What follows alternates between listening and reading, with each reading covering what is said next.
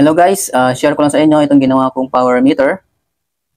Yan, ang purpose nito ay para makita natin yung kilowatt na nagamit sa bahay sa isang buwan. Ayan, at makikita dito yung kung ilang watts ang ginagamit sa oras na ito, yung amperes tsaka voltahe. Yan, namomonitor dito. Tapos meron din siyang switch.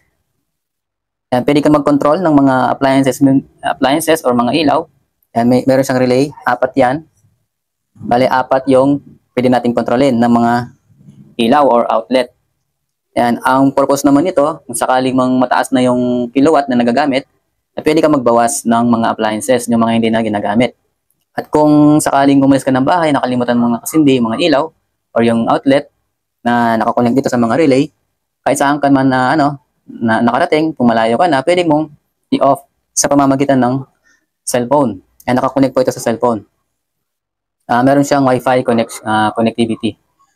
At meron din siyang function na yung kapag na-reach na yung kilowatt hour na nakalimit sa kanya, ay magsisend siya ng alert sa cellphone mo. Para kung sakali nakalimutan mo, yung mga appliances mo na nakasindi, ayan, kapag na-reach na yung kilowatt hour o yung power, ayan, magsisend ng alert sa iyo ng itong device na ito. Ayan, bali, ito yung pinakaunang project na ginawa ko, guys. Ayan. Meron akong mga background sa electronics, sa electrical, pero itong sa larangan ng ganitong mga pag-program ng ganitong mga device, ay ngayon ko lang to gagawin. Ginawa. Ayan, okay naman. Ayan, naayos naman natin yung mga nagiging error. Ayan. At ito pala yung ESP32. Ito yung pinoprogram natin kung ano yung gusto natin gawin dito sa mga device na ito. Kung ano yung mga gamit nila. Para mag-function itong mga device. Kailangan i-program ito ng maayos. Bali, ito guys yung switch. Yung switch 1, switch 2, switch 3, and switch 4. Or load 1, load 2, load 3, load 4. Ayan, bali itong switch 1 and 2, ito yung sensor niya sa current sensor. Tapos dito yung dito siya mag-read kung anong data na nakuha nito, kung anong current. Ayan, papasok dito pati yung voltahe. Ayan, tapos ito namang switch 3 and 4, dito naman siya, ito yung current sensor. As ito yung device na mag-read ng power. Papasok yung power ng dalawang ito dito sa ESP, tapos makikita natin dito sa display. Ayan, ito yung display niya. Ayan, line 1, line 2, magkasama. Ayan yung voltahe, yung current, power at energy, kilowatt hour. Ayan, ganun din sa line 3 and 4. Line 3 and 4, ito, line 3 and 4, dalawang ito. Ito naman line 1, line 2. Tapos yung total kilowatt hour ng dalawang ito, bali yung apat na line, ito yung monthly kilowatt hour. Ito yung total. Tapos yung switches, ito yung line 1, line 2, line 3, line 4. Makikita dito kung ano yung status ng mga switch, kung nakasindi ba o nakapatay. Sa ngayon, nakapatay sila. Yan, ipapakita ko sa inyo kung paano sila sisindihan kahit wala ka sa bahay ninyo. Pwede rin gamitin itong phone, yung cellphone, para makita yung katulad nito, display. Kung ano yung updates ng mga power consumption ng mga appliances.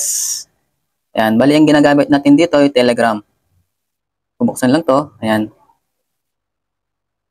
Naka-open na kagad, guys. Ayan, bali ito yung itsura nung pag-monitor. Yung dito mo makikita yung status ng power ng bahay ninyo. Ayan, ito yung line 1, line 2. Yung voltage, current, power, at energy. Yung line 3 and 4, ayan. Makikita dyan. Tsaka yung monthly energy consumption. Makikita din natin. Ayan, bali hindi pa ito updated, guys. Yan, para makita natin yung kung ano yung power, yung consumption na nagamit ngayon, ay i-type lang yung update. Ayan guys, update, tapos send.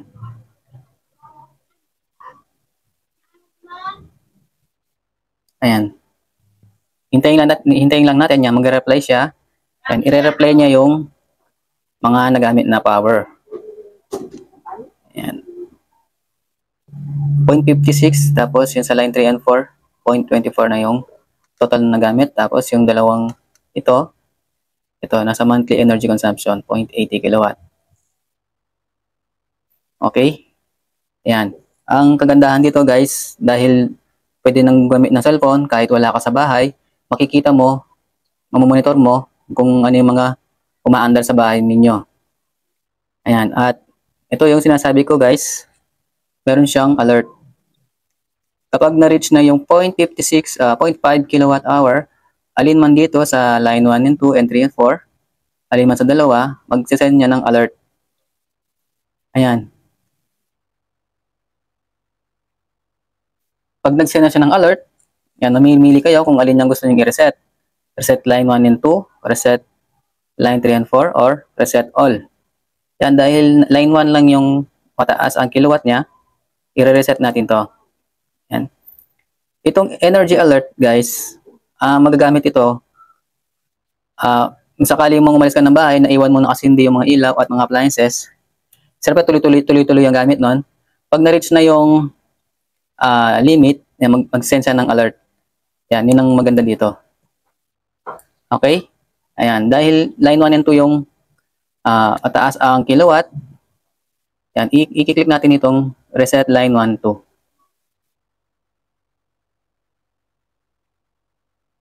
Ayan. Ayan, magre-reply siya. Line 1 and 2, reset to 0 kilowatt. Ayan. Tapos marireset din sa display. Ayan guys. Makikita din dito, 0 na siya. Tapos yung monthly kilowatt, hindi naman siya maapektuhan. Yan, 0.25 dito, 0.81 pa rin siya. Bali tuloy-tuloy ang kilowatt hour. Okay? Kung gusto mo namang i-reset guys, itong 3 and 4, pwede naman. Yan, i-click mo lang itong reset, 3 and 4. Yan, 3 and 4, reset to 0 kilowatt. At pwede rin yung reset all, pag gusto mong i-reset lahat.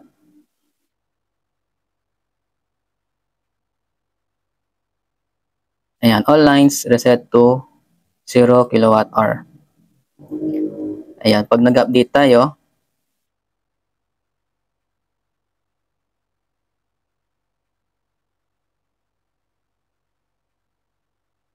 ayan, pati yung monthly energy consumption. Ayan, para hindi madamay itong monthly energy, ang kailangan mo lang i-reset ay yung itong dalawa, reset 1, 2, tsaka 3, 4. Kung di naman lumalabas tong alert at gusto mo mag-manual reset, pwede mo ring i-type to, reset line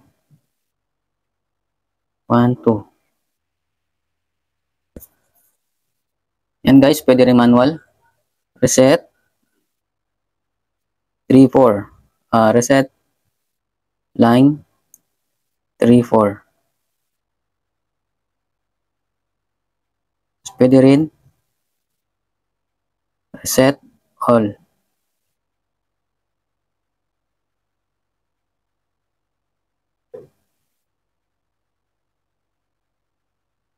Yan.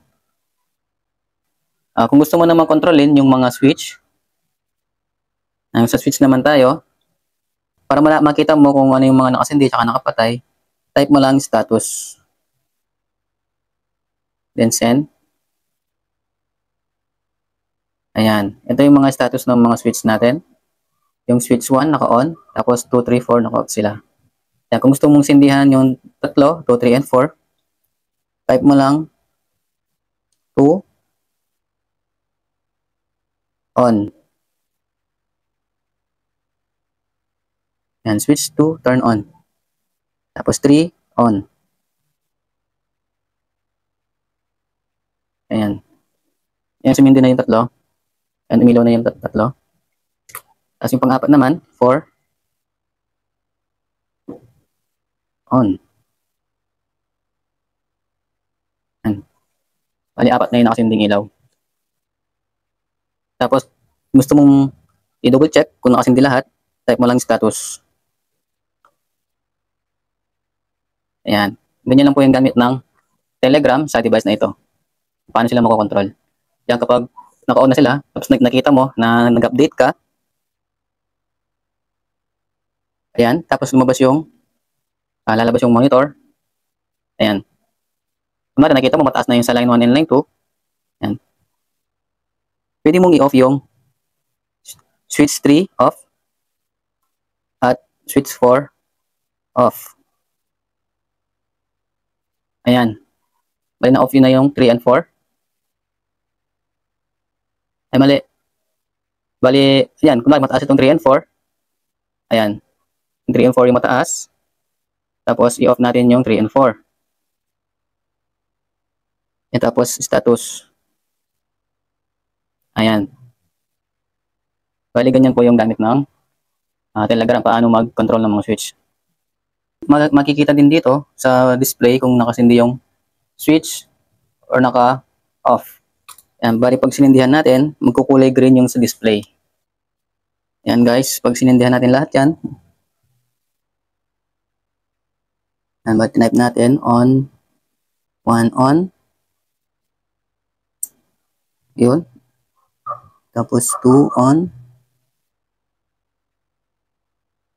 yun guys, sabihin din siya, 3 on, and 4, ayan, makikita sa display yan kung nakasindi sila. Pwede mo rin nga palang kunin dito guys yung copy ng mga power, current or kilowatt hour, yung monthly energy consumption. Ayan, i-click mo lang itong arrow down. Ayan, tapos lalabas yung mga option. Ayan, click mo lang yung copy. Ayan, pagkatapos maklik, ayan, copy to clipboard. Ayan, tapos punta ka sa notes. Tapos, i-add notes. Ayan, copy paste mo lang dito. Ayan, paste mo lang dyan. Ayan, may copy ka na ng power monitoring mo sa bahay. So, okay na itong device na binuo ko. Ayan, baling, ang gagawin ko niyan ay lagay ko na dito sa PCB. Ayan, i-fix ko na dito. Ayan, para may ilalagay na rin sa box.